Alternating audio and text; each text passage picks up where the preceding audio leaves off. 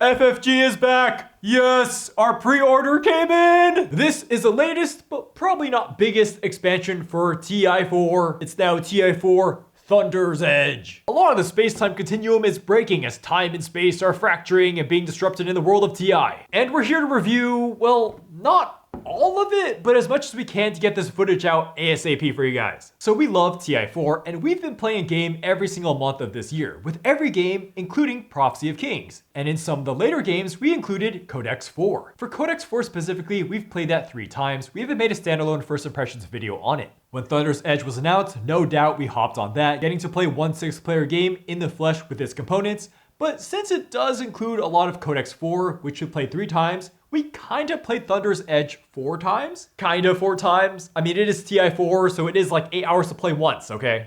We'll have some rules questions today. Oh, of course. And no one's gonna know the answer. That's good. By the way, this does require you to switch out quite a bit of cards, so that takes a while.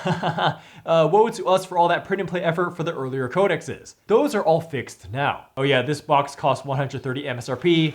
That's like 142 bucks after tax. Anyways, in this review, we'll cover all the main stuff, like of course the new factions, the new mechanics, and of course how this will stand if you don't want to buy the previous expansion, Prophecy of Kings, aka POK. We haven't played the side scenario of Twilight's Fall, but we will talk about it, and we haven't played all the galactic events, but we'll still talk about them and get some thoughts on the ones we haven't played. And if you've never played TI4 before, it's best you probably check out our other content first. We have the main review on the game, we have Prophecy of Kings review, we have Codex 4 video. So yeah, feel free to check those out first, because this video assumes that you already know plenty about TI4.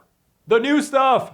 Okay, really briefly on the new stuff before we get into pros. There's 6 neutral factions, 20 galactic events, which are modular variants. There's new reference cards, new tiles including new planets and new anomalies, a bunch of plastic neutral units that matter now, and the breakthrough mechanic that features both the Thunder's Edge token and the fracture system tiles. Then a bunch of more things like action cards, relic cards, and 74 codex cards, which are just a bunch of cards throughout the game. Oh, and then a different rulebook and altered components for the Twilight's Fall game mode. There's also these included faction cards if you play Twilight Inscription. So yeah, for the 5 people out there playing Twilight Inscription still, I guess, comment if you're playing that still and want to buy Thunder's Edge and like these new factions.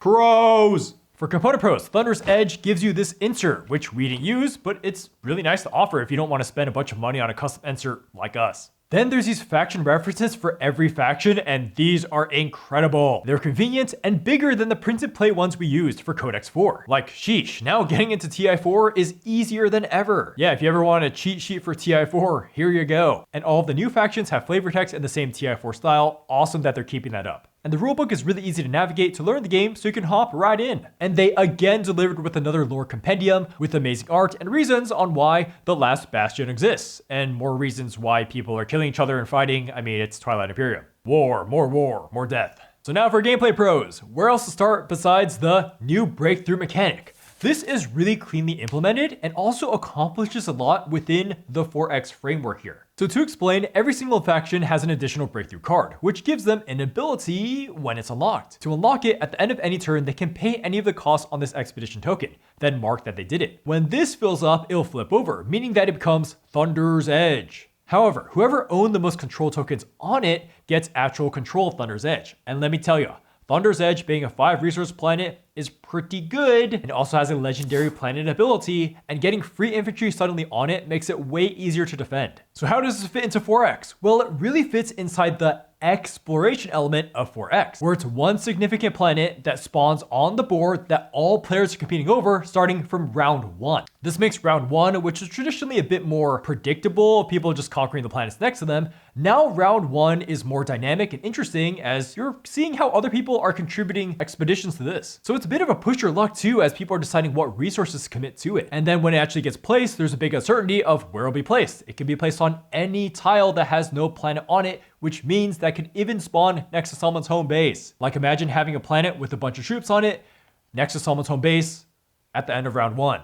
It's also a nice way to drip feed your new unique asymmetry of breakthroughs, making new abilities less overwhelming. These breakthroughs are awesome too. They're like another ability on your player board that can also be used as a tech prerequisite. This is a lot easier for players to grasp than POK's 4 unique asymmetric cards you get from the start. Now it's just one card that eventually gets unlocked over time.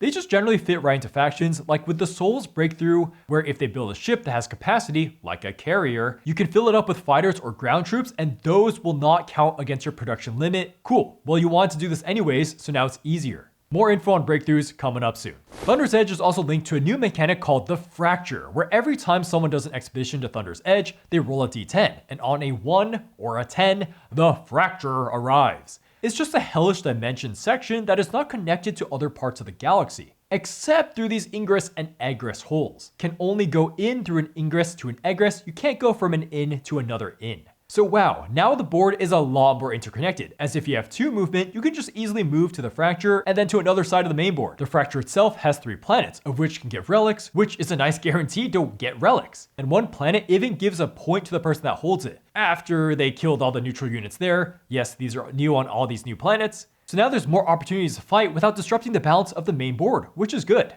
But the Fracture here, it might not even spawn. We were lucky it spawned in our game, so we could talk about it for this review. But the fact that it might not adds even more uncertainty to this 4X framework, where you have the side area that ends up making the main board more interconnected and also have some more goodies to capture. And then the existence of this will make the blue line tech a little less worth rushing for, as that gave bonuses to movement, but now you don't really need bonuses to movement as much, as you can just go here, and then here, go here, then there, go here, then there. The next new gameplay pro are the 2 types of new tiles. Okay, it's technically 4 new types for you to look at, with the dual planet traits and dual tech skips, but these mostly serve to speed the game up, which is nice. The new tiles are sweet. First is the Entropic Scar, which definitely speeds up the game, as you can't use any unit abilities when fighting in it, but you get to use special text abilities like flagship abilities. Okay, so this is going to be cool to fight over. Why would you want to fight over this? Well, because at the start of the status phase, if you have ships there, you can spend a strategy token to gain a faction-specific tech. Holy cow! More tech, faster, after positioning accordingly for it. Cool. The second tile is the space station, which isn't as mind-melty, but still interesting, as you only use ships in its system to gain control of it. No ground troops are ever involved, and it increases your commodity cap by 1. Nice to see some manipulation to commodity caps. There's also just a bunch of new legendary planets, like the one that gives +1 movement for your ships, or Thunder's Edge that lets you take another turn. Just adding more points of interest on the board is always good, and you can add them into the legendary planets from POK, no problem. Oh, and then this may seem like Mechatol is getting less love because there's more other cool planets, but now thank goodness that Mechatol is considered legendary now with the capacity to cycle secrets, so no more excuses of getting stuck with bad secret agendas. Another small gameplay pro is this new term called coexist. So you can literally coexist with another player via some game effects, and you're not triggering combat, and you can't use coexisting structures. The coexister doesn't own the planet, they just chill there, okay? However, if the host dies, the coexisters now have the planet. Woohoo! Oh, but then they can get bombarded and attacked normally. Oh, coexisters can also announce fighting through just activating the system, haha. Okay, maybe it's not so chill, but maybe if we can both be chill about it, it can work. Wait, so why the heck would you bother coexisting? Well, because if you score objectives, a coexisting player can count as controlling those planets, even if they don't technically control them. They just do it for scoring. How tricky? You can do a lot of politics here. In fact, there's an entire faction revolved around coexisting, so let's get to all the new factions, and they are brilliant. Like really, really good. The whole team has just been floored by them, and they don't feel caricatured or lazy at all in the slightest. For comparison, we would say that POK's new factions overall would be B tier in how interesting they are, and Thunder's Edge factions are S tier in how interesting they are. Let's look at the Ralnel Consortium. They can literally move structures. So they build destroyers that can tow PDSs around the board. Not only is that really versatile for setting up defense, the PDS can also shoot after moving with upgraded destroyers. So the destroyers have extra firepower on attack. If you're playing with POK, the Ralnel focus around action cards, as they can draw action cards from the deck and maybe even give the best away to make friends. And then when that player plays that amazing action card, well then the Ralnel just takes it from the discard. They also get rewarded for passing last in a round from their commander, those scumbags. Cool to see some more passing last ideas. Or how about the faction that is 2 sheets, the Firmament and Obsidian? Yes, these are 2 sheets for the playing time of 1. So you start with the Firmament, who, okay, they're just kind of like sketchy, scheming guys. They don't mean that much harm, but they want to help others complete their secret objectives. Why would they want to do that? Because the Firmament wants to do them themselves, and then the other player can become their puppet. Oh, no worries, that doesn't do anything right now, until the Firmament decides to become the Obsidian. Yes, we are a conspiracy. The conspiracy's been unleashed. Read all the conspiracy text. And so this is when things get real, as they get to flip or replace all their faction cards, including planets, leaders, alliance. Wow. Then whoever is their puppet gets punished really hard. Like the Obsidian can decide to nuke all the ground troops for a puppet's non-home planet. Oops, looked like someone had a traitor within their army secretly working for the Obsidian. Yeah, this literally happened in our game for Mechazol Rex. Poor guy. Dude, that is... I literally nuke you. Is Dawkins a unit? Yeah. Yes. I don't know. Yeah, they are units. I'm not sure. This is fucking bullshit. Or just be the good guys, the Last Bastion, who is all about buffing units by giving them Galvanize after combat to make them roll more dice. Holy cow, that's insanely good. Like imagine galvanizing a War Sun to make it roll 4 dice, or mechs that roll 2 dice instead of 1. Being kind of the UN of the Twilight Imperium world, they got a really good feels-good economy of when they liberate planets, those planets come to them fresh. So you can spend. Their endgame looks really promising with buffed space docks and many galvanized units. Oh yeah, you can fight the neutral units to then place Galvanize on yourself, or place Galvanize on someone else. But the faction I want to spend the most time on is the Crimson Rebellion, which are communal anarchists. Okay, I'm not really sure what that means, but I got to play them. And I think they're a really good example of how to make a spin-off of another faction in a game while still making both factions feel unique. They're the bad boy version of Krios, where they actually can't use wormholes at all now. What? Yeah, no biggie, because the Rebellion will kind of make their own wormholes via tearing through space with their tokens. They place their portals when they either survive a fight with the Destroyer or a fight happens near a Destroyer. Eventually, they can open the portals, and all portals are adjacent for them. Wow, so you can get some crazy mobility. Plus, since they share some DNA with Krios, every time they move out of a portal, they get +1 movement. Also applies to coming out of their home planet. You even start with your breakthrough, meaning that you don't have to participate in Thunder's Edge. One really trippy thing for me is that they actually cannot have their home base ever taken. It really encourages you to expand in new risky, perhaps reckless ways that you would never do before. And it also makes others really wary of you scoring points. If you play with POK, I really noticed that the Rebellion is more about just stirring stuff up than Krios. Like the Rebellion have one of the best agents in the game to let anyone swap any 2 ships. This can either make your opening incredible as you can just reuse carriers, but you can also use this on others to let them swap their War Sun with something else so the War Sun can attack again. And yes, stir up stuff because the Rebellion gets commodities every time anyone fights. Okay, last faction to talk about is the Water People. They're just really eccentric. So they are coexist galore, as when they start ground combat, they can just decide to coexist instead. Then when coexist happens, gain an ocean card. Readied. Ocean cards are 1/1 equivalents of planets, so these could be used for all sorts of possibilities. Their politics are interesting, how you could just convince people to let them coexist with them. The breakthrough kind of explodes in the game with tech too. They're kind of like a reverse Jolnar, because you give discounts for everyone to tech, only costing 3 trade goods to do it. So yeah, someone would just do it because that's so much cheaper than the secondary of the tech strategy card. All the buyer has to do is hand over a promissory note to the Water People. Nice to see more promissory manipulation, and this really blew up on our game to speed up the power. As we finish with these factions, I want to go back to some of the factions from base TF4 and how they got buffed with a new breakthrough mechanic. Let's talk about 3 that really got blown open. First is Arbreak, of which they can now always remove a command token where they have infantry, then place an infantry. Okay, so this is screaming double activations, as you have your flagship, move it to a place, conquer it, then build. Then do the breakthrough. On the next turn, move that army. Second is the sad bug people, Sardaknor, who are now rewarded for fighting ASAP, because it can be either dirt cheap to do it, because if you win, you get back your command token, or you can have it when you win, you get a unit upgrade tech. Heck yeah, I'm fighting a lot. Last is the Barony, of now they're getting 2 passes with their breakthrough instead of an active ability. One is adding power to 1 roll for 1 ship, so you're getting rewarded for having diversity in your fleet and can almost guarantee hits with this. The second is that they can make all non-fighter ships speed all equal to the fastest, so you can have your flagship basically always have 2 move, as it's not really moving unaccompanied anyways, and it's easy to get 3 movement always if you apply gravity drive to 1 fast ship. Okay, no more factions. I could go on for a long time talking about how the old factions were changed and then the Semi-old factions were changed, and then even more detail for the new factions. Point is that the breakthrough changes quite a bit without actually introducing that much complexity. And now you don't even need POK to get the faction updates. So now it's time for the 20 galactic events, which are these modules to pick and choose from to play the game. As we covered in our Codex 4 first impressions, yeah, Total War was frickin' awesome. And for this last game, we actually didn't play with any modules to get the baseline experience. But there were 3 more that really caught my eye, which we'll probably play with soon. The first of which might be a good substitution for Total War if you thought that was too swingy and violent. This is Monument to the Ages, which is akin to building a wonder in an RTS like Age of Empires. So you can build a wonder by spending 5 trade goods, and at the start of every round you get a commodity on a wonder you control. And every 3 commodities is worth 1 VP. If you take someone's monument, you get the commodities on there. This will definitely make the game faster with more points in play, and with up to 3 monuments on the board, I could see alliances like, hey, I'll protect your monument if you protect mine. Or if you thought the agenda phase needed some more work, there's a hidden agenda event where now only the speaker can talk, and now everyone secretly writes down their desired outcome. Ooh, this seems fascinating for some of my personal irks with agendas. Or how you can get rewarded for rushing secret agendas with another point,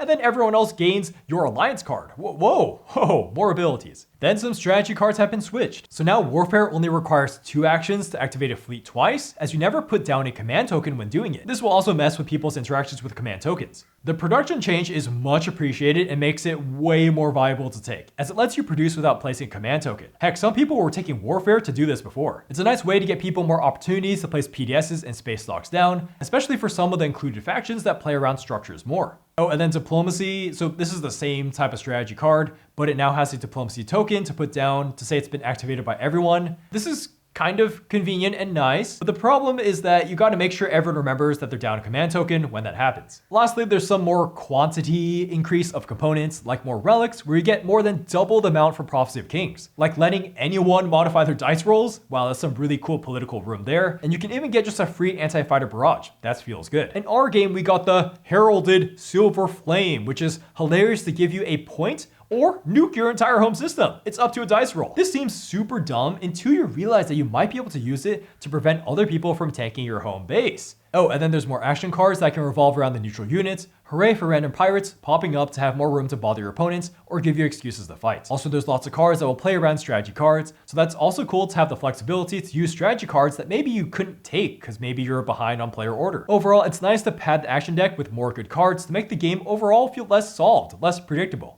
A full-on change is Twilight's Fall, a full-on new game mode with tweaked components, new strategy cards. And so we haven't played this, but we will talk about it because I think it's pretty interesting. This will probably have its own video at some point, but explanation go. Everyone plays a type of Mohawk King in a dark future, slowly getting stronger. You can play this with POK or without it too. It has different action cards too. 3 of the 8 strategy cards are completely different and 2 are about halfway changed. But the most important mechanical change is that it makes TI4 more of a drafting game. So the alteration revolves around splicing, which is generally activated via strategy cards. And you'll splice 1 of 3 decks to get more abilities, to get more unit upgrades, or genomes, which are a type of more actions. So every time you initiate a splice, the person starting it will reveal cards equal to the amount of players plus 1. Then you draft these. So as this game mode goes on, everyone is getting way more asymmetric, more abilities all the time. The idea is that everyone will have their own customized faction, like build a faction. Now again, we haven't played this mode, but huge props to them for creating it. And it's kind of like every draft-minded TI4's fanboy's wet dream, at least it seems like. What a tremendous effort to change so many components. More thoughts on this in scoring. Cons. So we immediately noticed that the card and cardboard quality just isn't as good as before. And okay, it may sound like we're just being like grumpy old board gamers, but we did some comparisons, okay? The cardboard system tiles are about 1 millimeter thinner than before, and the finish just doesn't feel as rugged. Like you can really hear it on the tiles. Then for the cards, yeah, definitely sleeve them if you weren't doing that before. The game will feel quite weird as these are so much thinner than the previous versions. I'm not going crazy. The booklets are noticeably thinner too. Then the firmament symbol, this dark purple one, is sometimes super hard to see. I'm looking at you, planet cards. As for rules, nothing tripped us up except for the term coexist, which made sense, but just needs more defining due to how game tweaking it is. Like if 2 people coexist and the controller dies, who gets control of the planet? This will likely be answered very soon.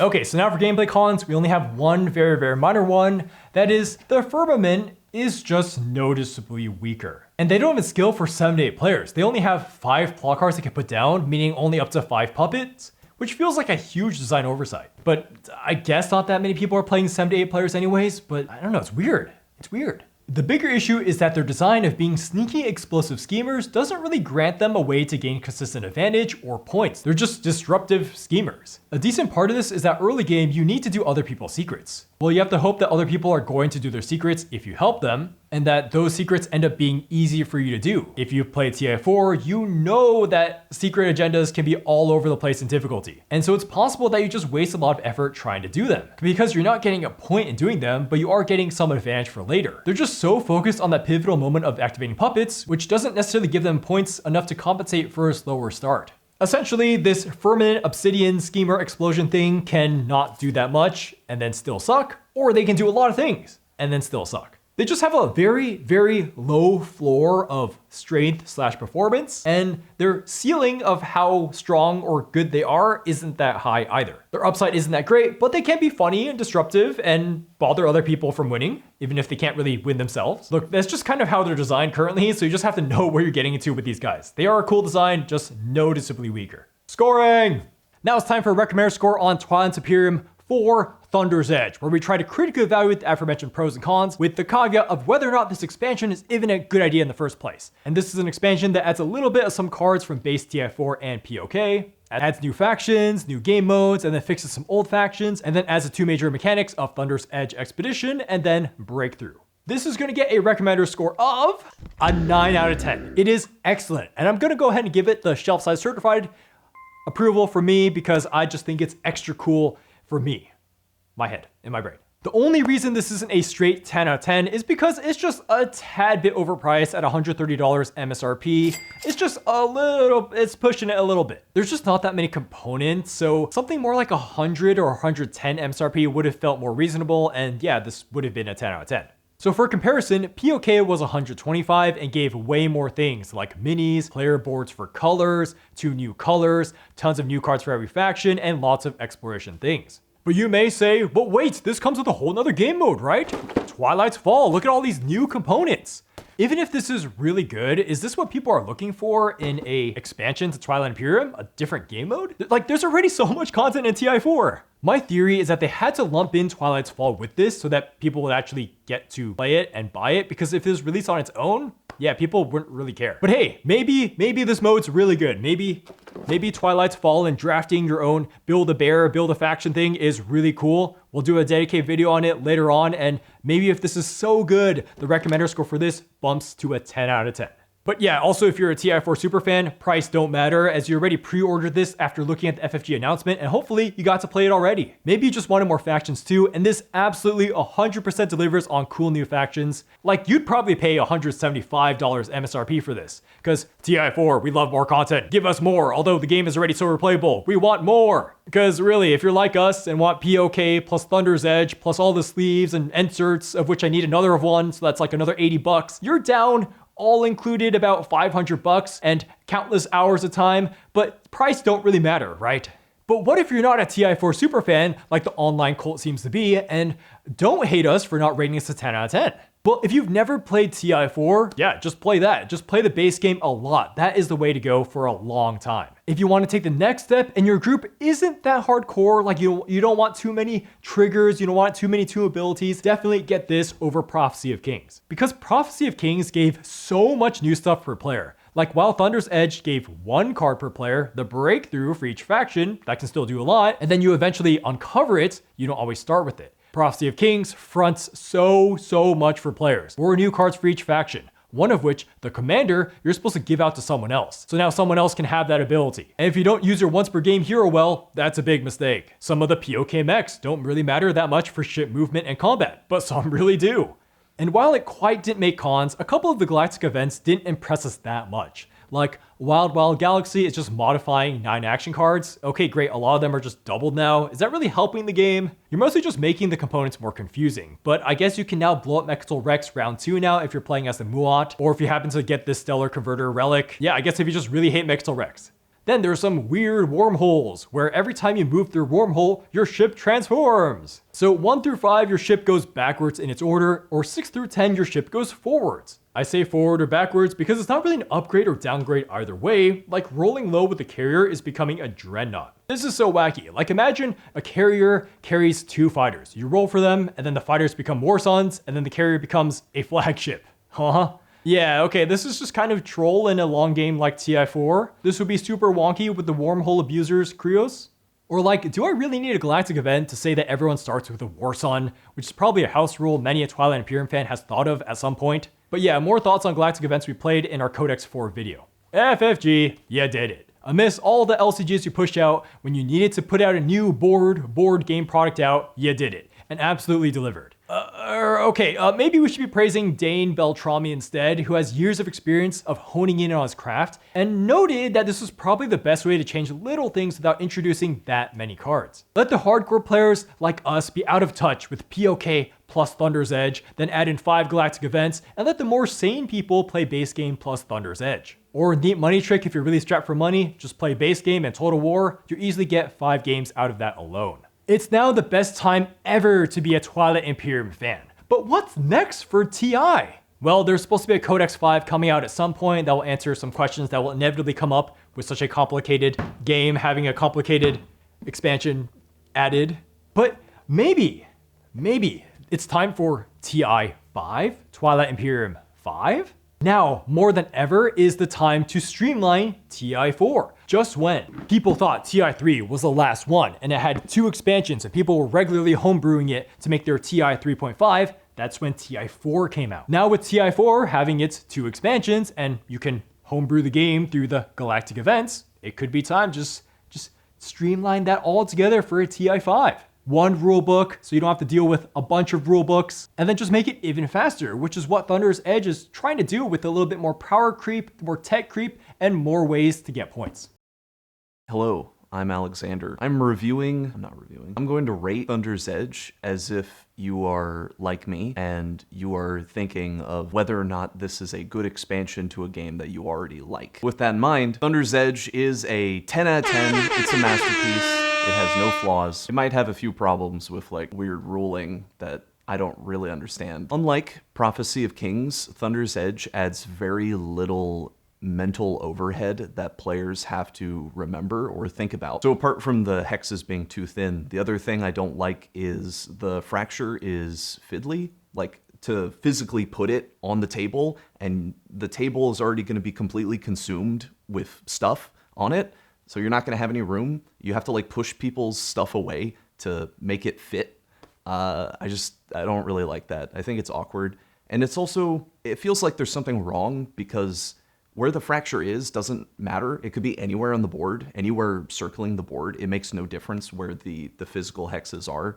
And I get that's intentional. It's supposed to be its own separate zone. It just feels like it's pointless, that it needs to be a add-on to the main board. Yes, I haven't played Twilight's Fall. I imagine I could play that probably like 10 or 20 times before I get bored of playing it, maybe even more. All the 5 new factions are really cool, I think, at least thematically. I really like all of them. I'm not sure they're all mechanically equivalent in terms of power. I do think they are all relatively complex. I love the new planet tiles. There's so many of them. New planets, new hexes, new systems that have been added. The influx of legendary planets also gives the game a lot of life, because sure, planets can be different with a trait, or maybe they have a tech specialty, but a legendary planet ability can make or break a faction's starting position, and I think that's really cool. It'll lead to lots of intriguing diplomacy between different players. But in my mind, TI4 is basically a flawless game, and these expansions are both equally flawless, so I might be biased. I think fighting in the fracture over the 1 victory point planet Styx is certainly a climactic showdown. It is kind of like a second Mechatol Rex. For my personal score for Thunder's Edge, TI4 Thunder's Edge, my score is going to be a 10 out of 10. A 10 out of 10. It's a masterpiece. And my oh my, playing this feels like I'm back in the ecstasy chamber of figuring out all these cool FFG games with their expansions when I first started board gaming. There's just something so compelling for me about getting an expansion that doesn't change that much of the rules or components, but just adds so much depth. Now with Thunder's Edge, the game is shorter if I want with the new modules. Also the modules I can mix and match. I love the new factions. And I haven't even gotten to my old faction Mentak because all of the new, fun, cool things. But honestly, there's just so many components. I almost thought I was losing my mind filming this review with so many of the booklets. Let me get them. Like we have all these old booklets, all the factions, all the boards. It's just so much stuff. This game is huge. There's just so much stuff. And I still love it. But yes, basically Shelfside certified because more depth, less bloat. And that's something that Prophecy of Kings still irks me today on, that yes, it had a lot more depth, but it had so much complexity. But one major thing before continuing is that when I wrote this script, I originally wrote 9 out of 10, not 10 out of 10. Not because of Thunder's Edge, but because of 2 concerns with TI that have come up after playing TI4 for every month of this year. I think the space combat and politics is still an absolute 10 out of 10, maybe an 11 out of 10 if that's even possible. It's just so clean, so climactic, and there's always a great moment at the bare minimum from every game. But I do think the game runs a bit too long. And so while the end game is really fun, sometimes it does drag as people start APing and making mistakes in their gameplay to prevent the game from ending when it should have ended. So then you have to play another round, and that's an hour to an hour and a half more. And I definitely blame Prophecy of Kings for just adding in so much more things to mess up on. Also, the more I play, the more disappointed I am by the agenda phase. So this is something that I liked from the start of TI3. Whoa, cool, we get to change the rules of the game, right? However, as time goes on, I feel like the agenda phase falls flat more often than it does work. So you're in this moment where you're enjoying so much of the TI space politics and combat, and then suddenly, okay, the round ends, you gotta do your reset stuff, and then you gotta count up all your planets and then see the agenda. Sometimes the agenda doesn't really matter. And then you're often encouraged to just abstain on the first agenda because the second agenda might be more important. Then the second agenda comes up and then, oh, it's not that important. So wow, I just counted all my things to do nothing. We definitely need to play with the hidden agenda variant, but also we've been brainstorming ways to fix agenda phase by letting everyone know the agendas from the beginning of the game, and taking out all the uninteresting agendas like giving a +1 resource to a planet. Like who the heck cares about that in late game? It almost feels like the agenda phase needs a DM to make it consistently interesting. Just rig the deck, or give people roles in voting. Like for example, you have a minister of war that has to vote in a certain way. If they don't vote in a certain way, they get their license revoked and they get punished somehow. But yeah, where TI taketh in time all those days and half days, it also giveth in joy. And the more I read on the abilities and possibilities of combining cool modules, the more I fall in love with it again. And with Thunder's Edge, having the round 1 be more dynamic is so nice, because after playing so much TI4, it's often been so predictable of just moving units. Now there's actually player interaction for us in the first round. I think my perfect sweet spot with TI that I don't think is possible, but it's fun to think about, is to keep exploration and mechs from POK, then take out the agents, commanders, and heroes, because while they are super duper cool, they add so much brain overload, it's kind of overwhelming at times. Then from this box, do everything from its base mechanics, including breakthroughs, that add in total war and hidden agendas. Then perhaps throw in a team game there once in a while. I'm so happy this came out, but what would have really been better is that this came out before Prophecy of Kings, because I felt like I was in this really weird realm where I had to play with Prophecy of Kings and base game because I couldn't revert back to base game because it was too simple. And so if I was just playing POK with codexes, I could see my score eventually dropping to an 8 out of 10, just how overwhelming it was and how long it continued to be. Yeah, I don't really recommend playing TI4 every single month with POK for an entire year. If you're running a YouTube channel, just don't do it. But unless I could be convinced to do that thing to me again if something shorter like TI5 came out. Then roll one more for the space dock. I'm gone. Oh yeah, because you One of just those land. was the space dock, You just yeah. land on the space dock. Yeah. So you have one dude left, but you cannot produce. Yeah. Flagship. You have no way of producing? Oh my god. This guy participated in combat. Now the combat is over, so he'll get a I mean, galvanized. that's not advice that here's gonna I guess I can just leave the game, you know what I'm saying? Oh my god. I guess so, yeah. Jesus. I mean, this is my swan song. I don't get to do anything anymore. Like, Wade's just gonna wipe me out. It doesn't matter. Did I do that? You legit Just could. give you points. I did it out of respect.